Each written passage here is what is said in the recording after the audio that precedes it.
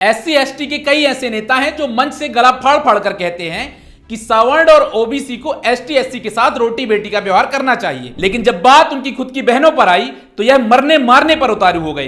कांग्रेस के एक विधायक विक्रांत भूरिया ने आदिवासी समाज के लोगों को आपस में रोटी बेटी का व्यवहार करने के लिए कहा तो आदिवासी समाज का कुछ वर्ग इतना आक्रोशित हो गया कि विक्रांत भूरिया को 2 दिन के अंदर माफी मांगनी पड़ गई।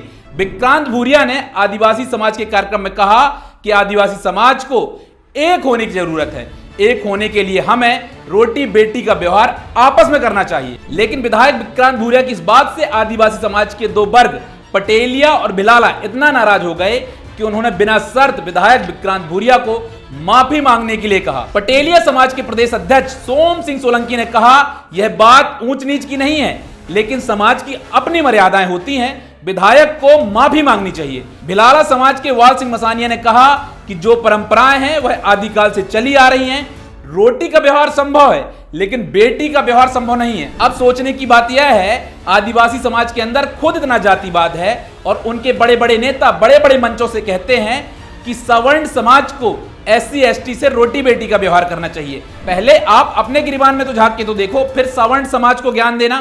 पहले आप खुद आपस में रोटी बेटी का व्यवहार करो।